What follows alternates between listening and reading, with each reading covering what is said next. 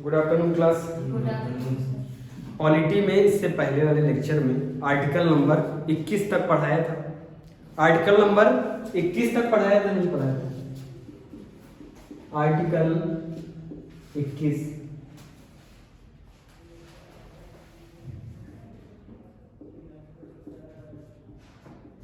Article को हिंदी में कहते हैं अनुच्छेद। क्या पढ़ रहे हो? इंडियन पॉलिटी, ठीक है। Indian polity article number 21। Article number 21 छोटा संविधान। संविधान में संविधान सबसे ज्यादा आर्टिकल के अंदर आर्टिकल वाला संविधान, आर्टिकल के अंदर आर्टिकल वाला अनुच्छेद है। ये समझ में आया? कितने सारे अनुच्छेद थे इसमें। उसके बाद बताया था आर्टिकल नंबर 22 स्टार्ट कर दिया था। आर्टिकल नंबर 22 क्या कहता है? गिरफ्तारी से संरक्षण। संरक्षण मतलब प्रॉफिट या सुरक्षा, ठीक है, या फिर सुरक्षा या फिर बचाव।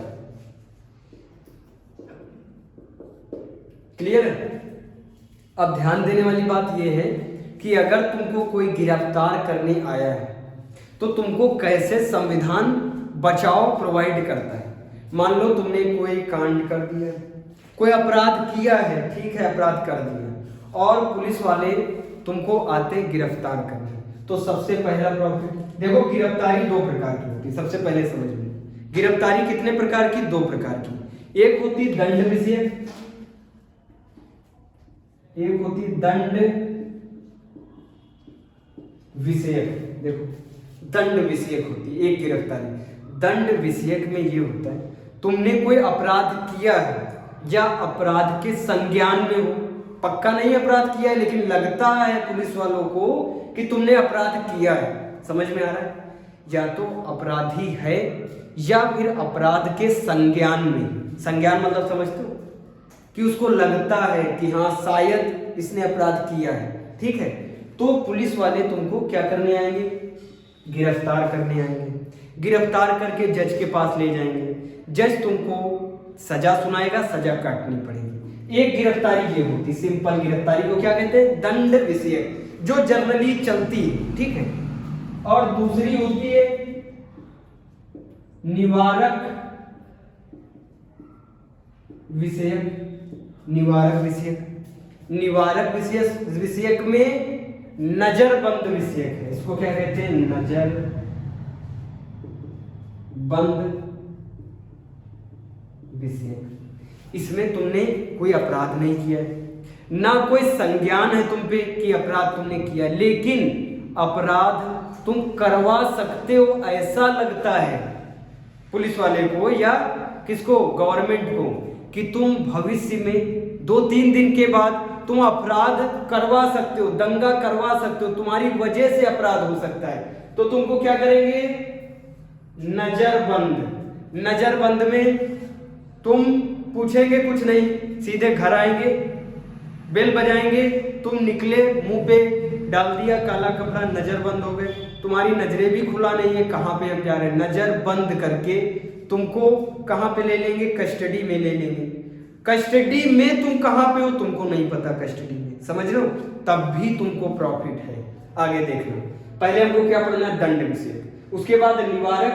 दंड विषयक में प्रॉफिट, निवारक विषयक में प्रॉफिट। दोनों में प्रॉफिट है। कैसे प्रॉफिट है? देखो, पहला है दंड विषयक।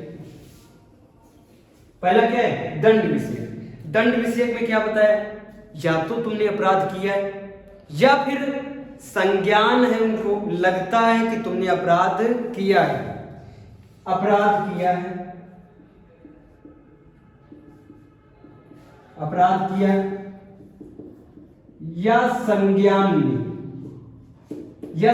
में उनको लगता है तुमने अपराध किया, तो फिर पुलिस वाले तुमको गिरफ्तार करने आएंगे। आएंगे नहीं आएंगे? तब फिर प्रॉफिट। प्रॉफिट नंबर 1, प्रॉफिट अब नंबर 1 वारंट। वारंट देखो, किससे मांगोगे वारंट? जो गिरफ्तार करने आए हैं, गिरफ्तार करने जज आएगा क्या? पुलिस वाले क्या करते हैं? गिरफ्तार करते हैं। उनसे क्या मांगना है? क्या मांगो? वारंट मांगो कि हमारे नाम का क्या अधिकारी ने वारंट काटा है। हो सकता हो तुमको गिरफ्तार करके ले जाए, व्यक्तिगत दुश्मनी हो तुमसे और गिरफ्तार करके ले जाए और कोई अलग प्रकार की प्रक्रिया है ना, मार सकता है, जान से मार दे। लेकिन अगर अधिकारी ने वारंट, ऊपर से सीओ ने, एसपी ने वारंट काट दिया तो फिर क्या होगा? फिर तुमको जाना पड़ेगा। पहले तुमको फिल्मों में देखा है, पहले हमको दिखाओ वारंट, है ना। वारंट वाली प्रक्रिया कहाँ पे? आर्टिकल नंबर 22 में।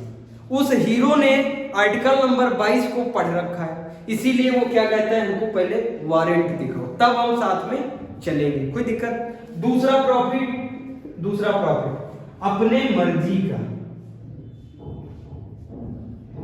अपने मर्जी का वकील चुनना, अपने मर्जी का वकील चुनना। ठीक है, वारंट कटा, गिरफ्तार हो गए, लेकिन अपने मर्जी का वकील चुनेंगे। समझ में आया? अपने मर्जी प्रॉफिट है नहीं, ये बताओ। तीसरा प्रॉफिट,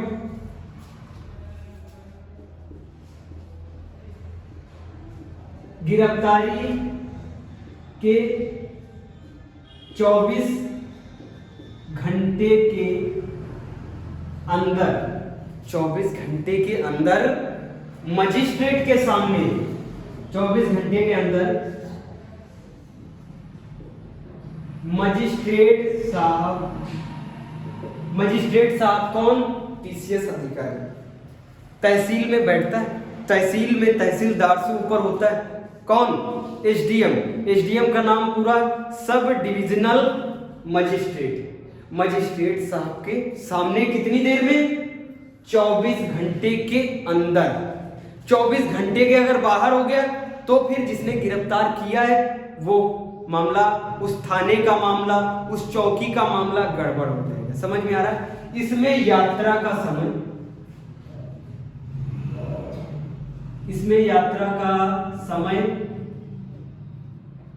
शामिल है। किसमें यात्रा का समय? 24 घंटे में यात्रा का भी समय शामिल है। मतलब तुमको थाने से कितनी पहले निकालना चाहिए? पहले देख ले कितना डिस्टेंस है, ट्रैफिक समझ ले कितनी है, उससे 1-1.5 घंटे 2 घंटे पहले निकालना चाहिए। चालान कट जाना चाहिए। चालान समझते हो? कहते अभी चालान नहीं कटा है, अभी तुम थाने से वापस चले आओगे। लेकिन अगर चालान कट गया, तो चालान का क्या मतलब होता है कि हमने समय निर्धारित कर लिया कि इतनी देर में मजिस्ट्रेट साहब के पास पहुंचा देंगे तुमको, ठीक है। अब वो चालान अगर कट गया तो 24 घंटे के अंदर यात्रा का समय उसी में जुड़ा है। अगर 24, कोई पुलिस वाले क्या करते हैं, अधिकतम लोग कानून नहीं जानते, ठीक है, गरीब लोग, ये सबसे बड़ी गलती है भारत की, है ना। पुलिस वाले की ड्यूटी क्या होती है? गिरफ्तारी का मतलब समझते हो? तुमको पकड़ के लाया जाएगा। उनका काम क्या है? पकड़ के लाओ। किसके पास? छोटा मैटर हो या बड़ा मैटर हो, तुमको कहां ले जाना? जो सबसे छोटा मैटर होता है वो गला पकड़ने का मैटर होता है। एक दूसरे का गला पकड़ लिया, गाली गलौज कर दी, इससे क्या भी छोटा मैटर होता है? इससे कोई छोटा मैटर नहीं भाई। देखने का कौन सा मैटर होता है? देखने की, बोलने की तो स्वतंत्रता है ही है हमें। समझ में आ रहा है? गला पकड़ लिया, गाली गलौज कर दिया, 151 धारा नंबर 151 लगी। इतने भी छोटे मैटर में 24 घंटे के अंदर कहां ले जाना है? मजिस्ट्रेट साहब के पास। मजिस्ट्रेट साहब बीमार है अपने बंगले पे, इसीलिए उनको सरकारी बंगला पास में दिया जाता है कि सरकारी बंगले पे पुलिस वाला लेके जाएगा। 24 घंटे के ही अंदर उनके बंगले पे पेश करना उनको। किसको? अपराधी को। समझ में आ रहा? लेकिन क्या करते, कोई भी मैटर हो जाए, बड़े से बड़ा मैटर हो जाए, गोली चल जाती, लोग मर जाते। समझ में आ रहा? लेकिन पुलिस वाले खुद ही जज हैं। सबसे बड़ी दिक्कत पूरे भारत में जो उत्तर प्रदेश की खास करके पुलिस है, वो इनमें सबसे आगे है। मतलब उसमें तुम्हारे कत्ल हो जाए, तुम्हारी कत्ल हो गई, कत्ल का मतलब 302 का मैटर, 302 का मैटर है, यहां तो मजिस्ट्रेट भी हिल जाता है। मजिस्ट्रेट सीधे किसके पास भेजता है? जज के पास भेजता है, भेज देता है। हाईकोर्ट का मैटर है, लेकिन इसको भी निपटा देते हैं पुलिस वाले, है ना। खास करके उत्तर प्रदेश की पुलिस आराम से निपटा देती है। कितना भी बड़ा मैटर हो तुम जाओगे, तुमको तो नहीं पता है आर्टिकल नंबर 22 क्या है, 22 के अंदर कितनी सारी सुरक्षा है उनको, हर इंसान को क्या पता है। हर इंसान भारत में पढ़ा लिखा है, इतना नहीं पढ़ा लिखा है। वो सीधे जाता तो वो क्या कहता है, वो सीधे उनको क्या समझता है, सरकार समझता है। पुलिस वालों को जब गरीब इंसान पहुंचता है तो पुलिस वालों से क्या कहता है, सरकार माफ कर दीजिए। क्या वो सरकार है? सरकार के नौकर है, सरकार को बनाने वाले हम हैं। समझ में आ रहा है? प्रत्येक इंसान वोट दे के सरकार को बनाता है। हम टैक्स देते हैं, वो टैक्स पुलिस वाले पाते हैं। इनडायरेक्ट जीएसटी और डायरेक्ट टैक्स जो हम पे करते हैं, वो टैक्स से 3 ट्रिलियन पैसा सरकार जोड़ती है। और इस 3 ट्रिलियन में 1 ट्रिलियन या 1.5 एडमिनिस्ट्रेशन और सुरक्षा में खर्च करती है। दिया किसने? उसी गरीब इंसान ने दिया है जो उनको सरकार बोल रहा है। समझ में आ रहा है? हर इंसान देता, कुछ भी खरीदोगे, पार्ले खरीदा, इंक्लूसिव ऑफ ऑल टैक्सेस, सभी टैक्स जोड़ लिए गए उसने। समझ में आ रहा है? एक वृद्ध इंसान, गरीब इंसान पार्ले खाता, वो भी कहीं ना कहीं कुछ पैसे दे रहा है किसको, सरकार को। और सरकार किस पे पे कर रही है? पुलिस पे। और वो पुलिस पे क्यों पे करती है? कि पुलिस जनता की नौकरी करे, ना कि हमारी नौकरी करे। जनता की नौकरी का मतलब उनको सुरक्षा प्रदान करे। समझ में आ रहा है? लेकिन पुलिस वाले यहाँ के कैसे, वो अपने आप में ही जज है, अपने आप में ही वो क्या है, प्रधानमंत्री। समझ में आ रहा है? अगर तुम्हारा मैटर, खास करके तुम्हारा मैटर अगर थाने चला गया तो वहां पे क्या होता है, पैसा दो, काम खत्म। ना चालान, ना 24 घंटे, ना वारंट, इनमें से कुछ भी फॉलो नहीं, तुम्हारा मैटर वहीं से खत्म। अगर ऐसा कभी तुम लोगों के सामने आए तो तुम सीधे आर्टिकल 32 और आर्टिकल 226 के थ्रू कहां जा सकते हो, हाई कोर्ट जा सकते हो। जब भी तुम थाने में पुलिस वालों के सामने न्यायालय मुंह से निकल जाएगा, उसी समय उनकी हेकड़ी निकल जाएगी। समझ में आ रहा है? जैसे ही वो न्यायालय का नाम सुनेंगे तुरंत वो समझ जाएंगे ये भी हमारा पिताजी, ये भी कानून जानता है। समझ में आ रहा है? जबकि शायद वो जो तुमसे दादागिरी कर रहे हैं, जो अपने आप को सरकार निर्धारित कर रहे हैं, उनको भी ये आर्टिकल याद नहीं है, सारी चीजें याद नहीं, क्योंकि ये एम लक्ष्मीकांत का मटेरियल है, ये यूपीएससी का मटेरियल है। और उन्होंने तो सबसे बड़ी पोस्ट वो क्या ग्रहण कर लेते हैं, ज्यादा से ज्यादा दरोगा बन जाते हैं। दरोगा भी इतना डिटेल में नहीं पढ़ता। दरोगा में ज्यादा से ज्यादा पूछा जाएगा तो आर्टिकल नंबर 22 गिरफ्तारी से संरक्षण, इसके अंदर का मटेरियल उनको भी नहीं पता है। समझ में आ रहा है? इसीलिए पुलिस वालों को भी नहीं पता है, तो बेचारे करें क्या, बस उनको बड़ा अधिकारी बता देता है, क्योंकि सीओ मतलब पीसीएस अधिकारी और आईपीएस एसपी मतलब आईएएस का, वो यूपीएससी सिविल सर्विस का एग्जाम देता, कम नंबर आईपीएस बनता, उसने ये सब पढ़ रखा है, तो वो उनको बता देता भैया ऐसा भी संविधान में होता है। उसमें से इन चीजों को भूल जाता है, केवल इस चीज को याद रखता है।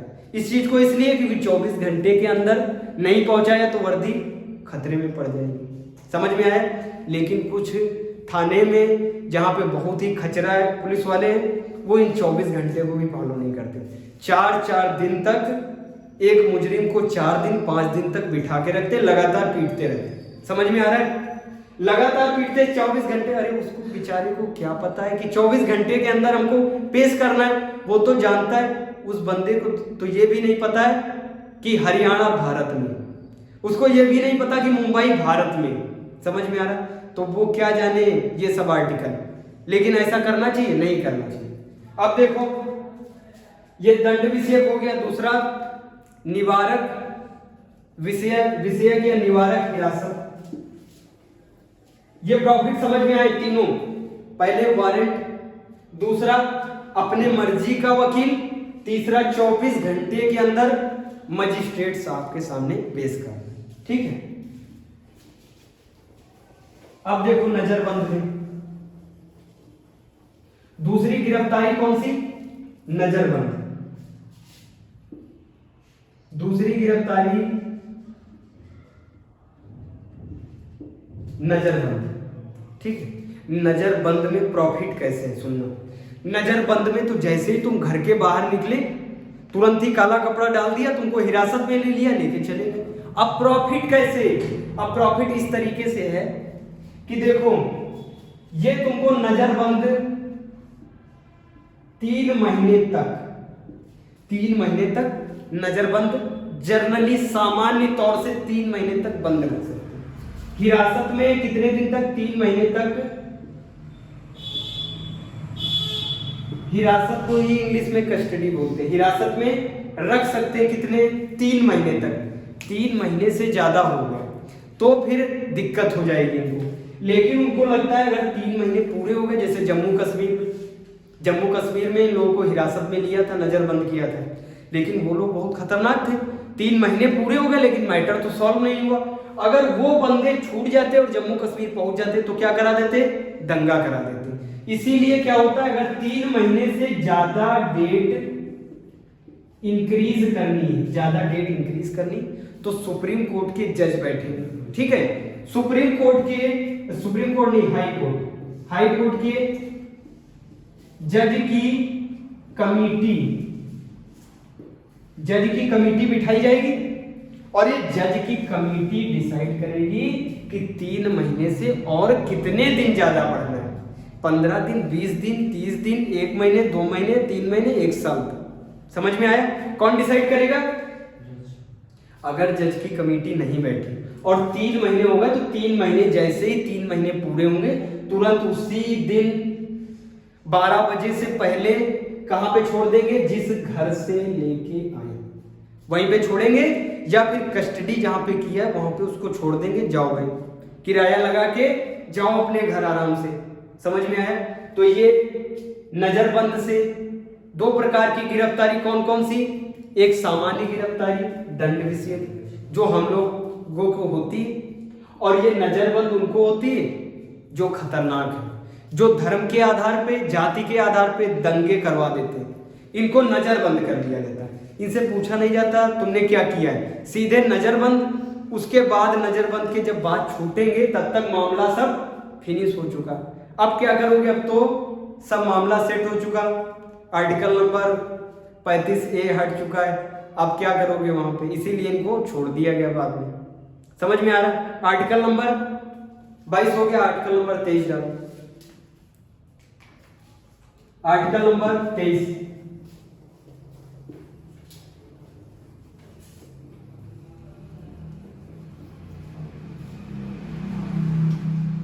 अनुच्छेद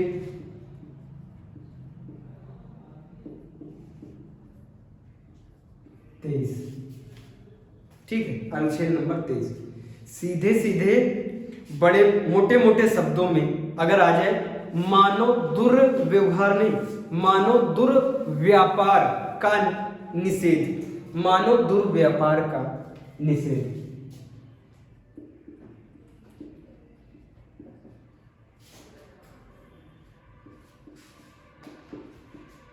मानव दुर्व्यापार का निषेध। ध्यान से सुनना, इसी शब्द में 2 शब्द है, मानव दुर्व्यापार भी है और मानव दुर्व्यवहार भी है। लिखा नहीं है उसने, लेकिन उसने बता दिया इसमें, देखना ध्यान से। इसमें बेगार कराना, बेगार का मतलब समझते हो? पहला पॉइंट, आप किसी से बेगार नहीं करवा सकते। बेगार शब्द का मतलब होता है बिना पैसे दिए मंजूरी करवाना, बेगार होता है। किसी में ज्यादा दम है तो अपनी दम के आधार पे, अपनी शक्ति के आधार पे किसी को जबरन ले आएगा, पूरा दिन काम कराएगा और पूरे दिन का जो मेहनताना बनता है 300 रुपया, 300 रुपये बनता है, उसको नहीं देगा। उसको क्या कहते हैं? बेगार कहते हैं। अगर कोई ऐसे बेगार करवाए तो वो कानूनी जुर्म है। समझ में आया? और लिखो, पुरुष महिला का खरीद व बिक्री, पुरुष महिला की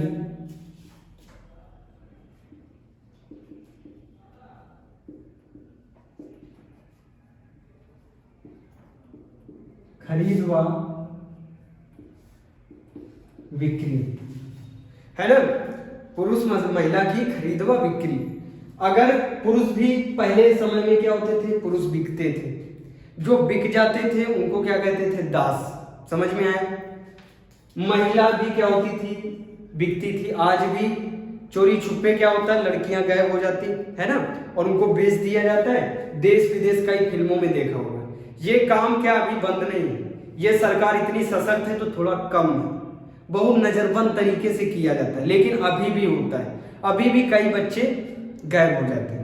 समझ में आ रहा है। हमारी तरफ ही एक बच्चा गायब हो गया था, है ना, उसको पकड़ के ले गए, उसको बेच दिया जाके। बेचा कहाँ पे, पंजाब में बेचा, अपने घर के कुछ ही दूर पे है, 3-4 घर छोड़ के। कहानी बता रहा, बच्चा खेल रहा था, उसको पकड़ लिया, उसको बेच दिया। बेच दिया कहाँ पे, पंजाब में बेचा। अभी सब लोगों ने, वो आए थे, पूरा आयोग आया था, ये जो एक आयोग था वो आया था जांच करने। अभी उन लोगों को सजा हुई पता नहीं, ठीक है। देखो पंजाब में उसको जाके बेचा। पंजाब में जिसको बेचा उसने पहले काम कराया, काम के कोई पैसे नहीं देता क्योंकि उसने खरीदा है। उसने बेचा दूसरी जगह, उसका काम पूरा हो गया, दूसरी जगह पे उसको बेच दिया, पंजाब में ही दूसरी जगह पे। जिस जगह पे पहले वो बिक के गया था वो इंसान सही थे, वो केवल काम लेते थे और थोड़ी बहुत उसको स्वतंत्रता थी उस घर में घूमने की। लेकिन जब सेकेंड टाइम वो बिका तो उसकी बेड़ी डाल दी गई। बेड़ी मतलब समझ तो, पैर उसके बांध के रखे जाते थे। ऐसे जैसे वो गया था वैसे वहां पे 8 लोग बेड़ी में बंधे थे। वो क्या कराते थे, उन लोगों से खेत में काम करवाते थे। खेत में किसी से काम करवाओगे 300 रुपए ले लेगा फट से, और इन लोगों से काम कराने के पैसे लेंगे क्या, नहीं। इन लोगों को फ्री में काम करवाते थे, बस जिंदा रहे उतना खाना देते थे। वो बच्चा भाग के, कैसे भी जुगाड़ से एक दिन खुल गया, भाग गया। वो भाग के सीधे गया पुलिस स्टेशन। पुलिस स्टेशन गया, पुलिस स्टेशन में उसने कहा कि हमको पकड़ के लाया गया, बेचा गया। पुलिस वालों ने सोचा अरे तू बच्चा है, अभी ज्यादा बड़ा नहीं था वो, ठीक है, और उसकी उम्र होगी 16-17 साल थी। भाग के पुलिस, दिमाग का काम किया, पुलिस चौकी गया। चौकी में उसने पूरी रिपोर्ट दायर करवाई, हम यहाँ के रहने वाले, हमको जबरन पकड़ के लाया गया, बेचा गया, दूसरी तीसरी जगह पे बिक के आए हैं, जबरन काम कराया जाता हमसे। पुलिस वालों ने सीधे कांटेक्ट किया जहां वो रहता था, कहा हाँ ये हमारा बच्चा है। आज वो मिला 4 साल के बाद। 4 साल तक वो, 4 साल में 3 बार वो बिक चुका था। समझ में आ रहा है। ऐसे क्या होता है, पुरुष महिला खरीद व बिक्री का धंधा होता है। अगर ये धंधा करते हुए पकड़े गए तो क्या होगा, बहुत बड़ी सजा होगी। किसमें लिखा है, आर्टिकल नंबर 23 में, आर्टिकल नंबर 23। ये काम उन जिन लोगों ने किया होगा वो फंस गए, नहीं फंस गए, कौन से आर्टिकल के थ्रू, आर्टिकल नंबर 23 के थ्रू। समझ में आया। दास पहले बनते थे, लोकतांत्रिक देश में दास प्रथा नहीं है। वो भी किसमें, दास प्रथा नहीं चलेगी, आर्टिकल नंबर 23। समझ में आया। महिला व पुरुष की खरीद बिक्री, मानव दुर्व्यवहार। मानव दुर्व्यवहार का मतलब किसी से गाली गलौज करके बेगार करवाना, घसीट के लाना, अपना काम लेना, उसके बाद पैसे ना दे के मार के भगा देना, इसको क्या कहते हैं, बेगार कराना। अगर बेगार करवाई तो फिर तुमको बेकार कर देगी गवर्नमेंट। किस आर्टिकल से, आर्टिकल नंबर 23 से। आर्टिकल नंबर 24 डालो।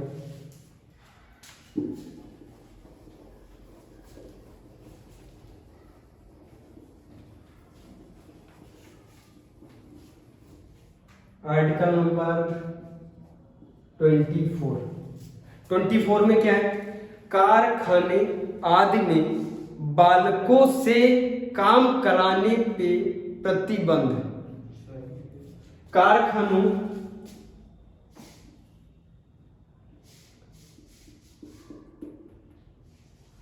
कारखाने कैसे, जानलेवा का जानलेवा कारखाने। अगर कोई बालक घर में काम करता है, अपने घर का काम करता है, तो उसमें क्या दिक्कत है, घर का तो सब काम करते हैं। कारखाने में, कारखाने कैसे, फैक्ट्री वगैरह, अभी तो उसके लंग्स कमजोर है ना, दूसरी जगह पे जाएगा जहां पे फैक्ट्री धुआं उठ रहा तो वो मरने के उसके चांस है। समझ में आ रहा। कारखानों में बालकों लिखा है, बालकों, बालकों मतलब 6 से 14 वर्ष की उम्र, 6 से 14 वर्ष की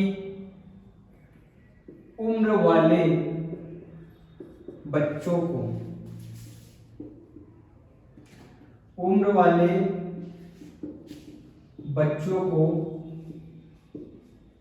काम करने से, वर्क करने से निषेध कौन करता है? गवर्नमेंट करती। गवर्नमेंट किस आर्टिकल से करती? Article number 24। समझ में आया? 14 साल से कम उम्र वाले, 14 साल से कम उम्र वाले मतलब बालक। समझ में आ रहा है? बालकों से अगर तुम काम कराओगे, इसीलिए कहीं पे जब बच्चे जाते तो उनसे पूछते हैं बेटा तुम 14 साल के से कम हो क्या? उसने कहा हाँ कम है, तो वो होटल पे भी नहीं रखता है। जानता है अगर गवर्नमेंट या पुलिस वाला निकला, देखेगा बच्चे से वर्क ले रहे हैं, तो वो क्या हो जाएगा? कानूनी जुर्म है। इसीलिए 14 साल से कम उम्र वाले बच्चों को काम करने से निषेध है। और इन लोगों को तो गवर्नमेंट ने संविधान में क्या कहा है कि 14 साल तक की उम्र तक फ्री शिक्षा मिलेगी। समझ में आ रहा है? फ्री शिक्षा। अब तो गवर्नमेंट बहुत अच्छी योजना लेके आ रही है। वो जानती है सरकारी स्कूल में जो सरकारी लोग हैं, जो सरकारी टीचर हैं, वो निहायती, समझ रहे हो ना, इसीलिए उसने रखा है ये योजना लाती। अभी लेके आई है सुकन्या योजना। उसमें 14 साल से कम की जो बच्ची है, उस उम्र की बच्ची को प्राइवेट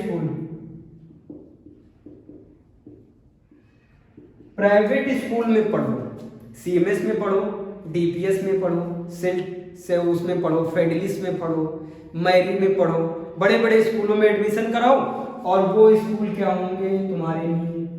फ्री। स्कॉलर नहीं, कार्ड बनेगा तुम्हारा, उस बच्ची का कार्ड बनेगा। और कक्षा 12 तक कई लोग पढ़ रहे हैं हमारे क्षेत्र के, कई बच्चियां पढ़ रही हैं बहुत महंगे स्कूल में, जिस स्कूल की फीस है 6,000 रुपए। जानते हो ये यहाँ पे बना हुआ है सबसे, है ना, कितना तगड़ा स्कूल है। 5,000 6,000 रुपए फीस है, लेकिन वो बच्चियां कैसे पढ़ रही? फ्री में पढ़ रही। किसके द्वारा? गवर्नमेंट के द्वारा। समझ में आ रहा? अच्छी योजना है। वो जानते हैं सरकारी स्कूल में खतरनाक है टीचर, इसीलिए उसने योजना ही कौन सी ला दी कि अब तुम प्राइवेट स्कूल में जाओ। प्राइवेट स्कूल में केवल बच्चियों के लिए, बच्चों के लिए नहीं है, बच्चियों के लिए, क्योंकि बच्चियों को घर में ज्यादा प्रमोट नहीं करते पढ़ने को। आज भी एक बच्चा है, एक बच्ची है, बच्चे को भेजेंगे बढ़िया स्कूल में, वो जब बड़ा होगा तो वो बिल्कुल जो गली वाले इधर उधर गली में घूमते, समझ रहे हो, वैसा ही बन जाए। भले ही लड़की बहुत प्रोग्रेस करती, बहुत प्रोग्रेस, लेकिन उसको अच्छे स्कूल में नहीं पढ़ाएंगे, क्योंकि बच्ची सब प्रॉफिट पे चलते ना, प्रॉफिट पे। वो जानते हैं बच्ची तो किसी और के घर चली जाएगी, कमाएगी तो वो ससुराल में रखेगी, हमारे वहाँ तो नहीं लाएगी। इसीलिए थोड़ा बहुत पढ़ा दो, कोई दिक्कत नहीं, लेकिन जो बच्चा कमाएगा वो पूरी जिंदगी किसको खिलाएगा? हमको। इसीलिए बच्चे को अच्छी एजुकेशन दो। अरे सब अपने अपने प्रॉफिट, जिंदगी में इस दुनिया में सब अपने अपने प्रॉफिट को मरते हैं। देखो गाय भैंस है, अगर किसी के वहाँ भैंस है तो वो सोचता है भैंस के क्या हो, फीमेल होगी तो मिल्क निकलेगा, है ना, मिल्क को बेचेंगे बढ़िया, है ना, पैसा कमाएंगे। और जो इसमें होता है गाय, अरे मतलब गाय में देखो, गाय में ज्यादा अच्छा समझ में आएगा। देखो इंसान कितना गिर चुका है। गाय में क्या सोचते हैं? फीमेल गाय में हो, जब बच्चा हो फीमेल हो तो बड़ी होके क्या बनेगी? गाय, जिससे उनको मिल्क प्राप्त होगा, बेचेंगे, वेल्थ बढ़ेगी। लेकिन इसमें से ही निकलता है क्या? एक मेल होता है, मेल को क्या कहते हैं? बैल। अब तो ट्रैक्टर चल गए, सोनालिका ट्रैक्टर, महिंद्रा ट्रैक्टर, बैल का काम खत्म है। इसीलिए देखो ये भी तो मेल है, लेकिन पुरुषों में मेल को चाहते हैं, इसलिए क्योंकि वो कमाएगा और घर में लाएगा। समझ में आ रहा है? और लड़की क्या होगी? कहते हैं पराया धन है, पराया धन दिमाग में चलता है। कुछ लोगों का दिमाग ठीक ठाक हो गया, लेकिन कुछ अभी भी पुराने वाले रूल रेगुलेशन पे चल रहे हैं। समझ में आया? आर्टिकल नंबर 25 डालो। अरे भाई प्रॉफिट, समाज को प्रॉफिट दिखता है।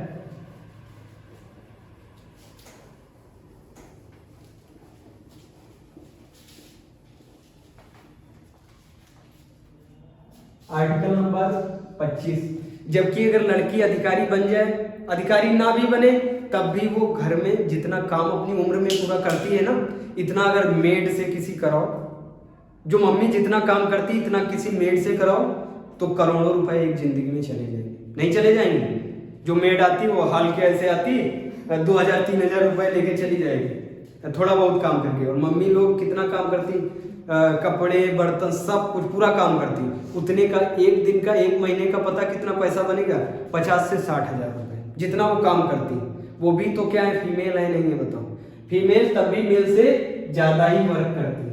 आर्टिकल नंबर 25, धर्म को मानने, जानने, ग्रहण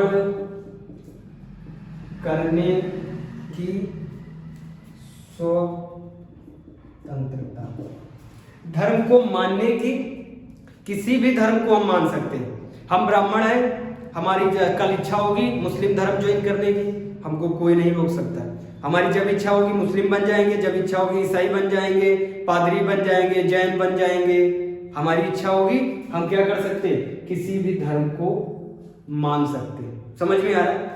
हमारी इच्छा होगी तो हम किसी भी धर्म को जान सकते हैं, ठीक है? किसी भी धर्म को ग्रहण कर सकते हैं। समझ में आया? किसी भी धर्म को मानने, जानने, ग्रहण करने एवं प्रचार प्रसार एवं प्रचार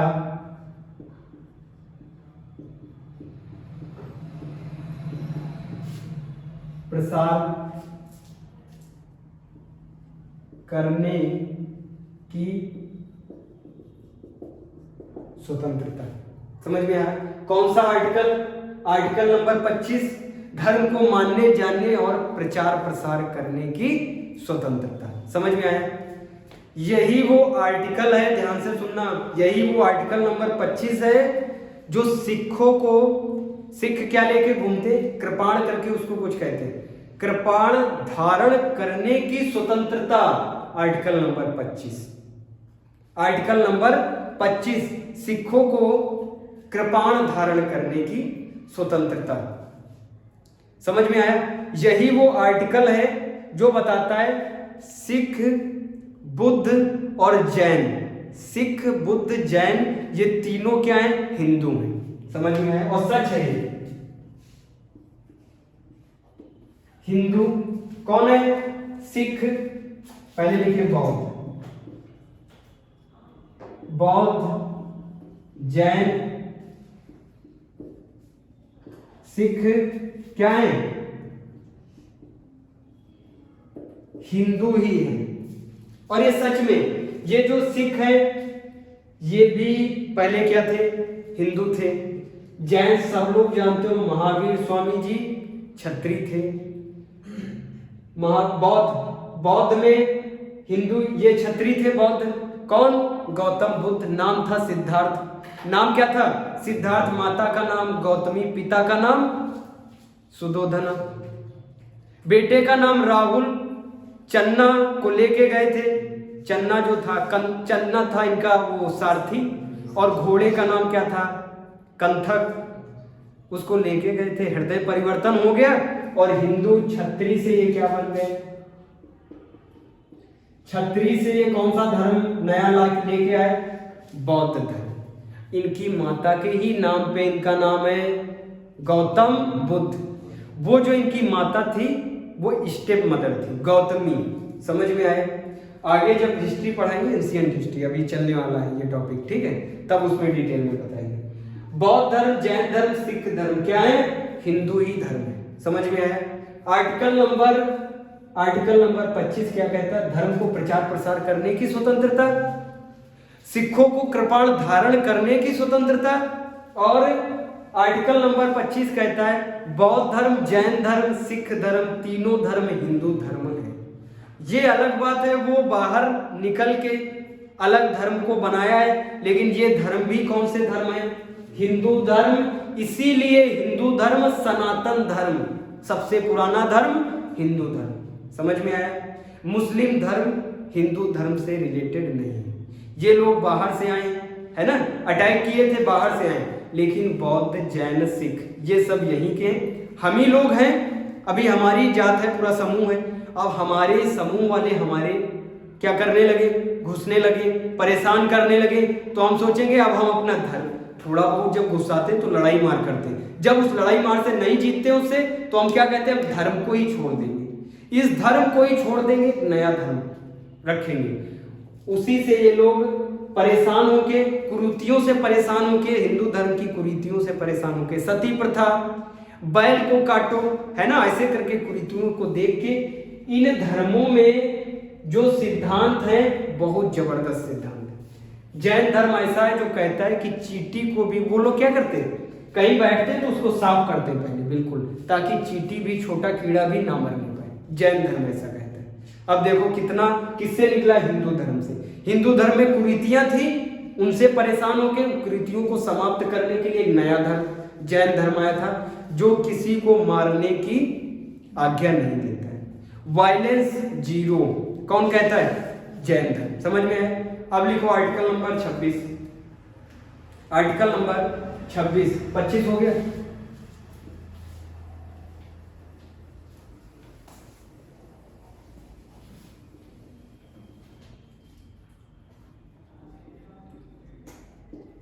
आर्टिकल नंबर 26, 25 तक आया, सबको समझ में। धर्म के कार्यों में प्रबंधन, प्रबंधन मतलब मैनेजमेंट, समझ में आ रहा है, मैनेजमेंट लिख लो। धार्मिक कार्यों में, धार्मिक कार्यों में प्रबंधन की स्वतंत्रता, प्रबंधन मतलब मैनेजमेंट, समझ में आ रहा है। धार्मिक कार्यों में मैनेजमेंट का मतलब प्रबंधन, धार्मिक कार्यों में प्रबंधन की स्वतंत्रता। प्रबंधन देखना है, प्रबंधन का मतलब होता है मैनेजमेंट। क्या होता है, मैनेजमेंट होता है। मैनेजमेंट का मतलब हम हिंदू धर्म को मानते हैं।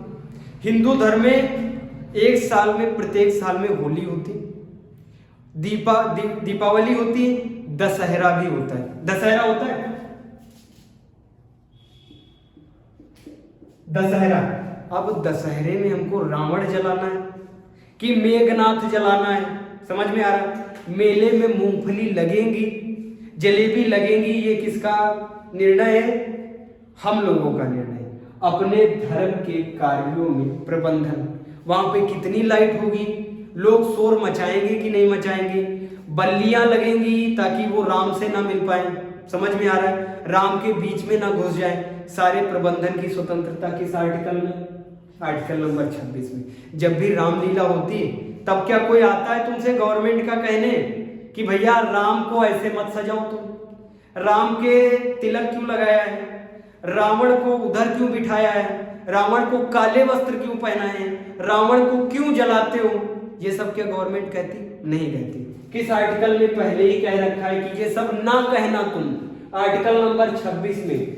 धार्मिक कार्यों में प्रबंधन, ये सब प्रबंधन में ही तो हुआ, मैनेजमेंट में। रावण को काले कलर से, ठीक है, राम को बढ़िया, भगवान राम को गेरुआ कलर पहनाया जाता है, बिल्कुल अच्छे से सजाया जाता है, तीर धनुष, है ना, ये सब मैनेजमेंट में ही तो आता है। क्या गवर्नमेंट कहेगी कि रामलीला में राम को तीर धनुष ना देने, वो तीर चला देंगे, किसी फैमिली उसके लग जाएगी, वो जो लोग खड़े होते हैं उसके लग जाएगी, ऐसा कुछ कहते हैं नहीं। वो सब किस में आता है, प्रबंधन में। कितनी लाइट लगेगी, कितनी रोशनी की जाएगी, कौन कौन सी दुकानें लगेंगी, ये सब किसका होता, वहां की कमेटी बनती, रामलीला कमेटी होती।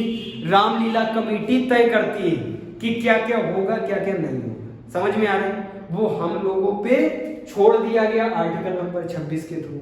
फिर एक बार, धार्मिक कार्यों में प्रबंधन बोले, प्रबंधन, प्रबंधन का मतलब मैनेजमेंट। तुमको उस धार्मिक कार्य में मैनेजमेंट कैसे करना है, समझ रहे हो। मंदिर भी तो धार्मिक कार्य में आता है। अब मंदिर में तुमको गणेश जी की मूर्ति बनवानी, तुमको शंकर जी की लिफ्ट में बनवानी है कि नहीं बनवानी, ये तुम पे निर्भर है। गवर्नमेंट तुमसे नहीं कहेगी कि अयोध्या में गेट पे राम भगवान को ना बनवाओ, उनको तीर ना दो, है ना, उनको पत्थर से ना सीमेंट से बनवाओ, ये सब राजनीतिक काम है नहीं, ये सब धार्मिक काम है। और धर्म पे बिल्कुल पूर्ण कौन रहता, उस धर्म को मानने वाले हिंदू धर्म के लोग जितना चाहेंगे उतना करवाएंगे, गवर्नमेंट से कोई मतलब है नहीं है।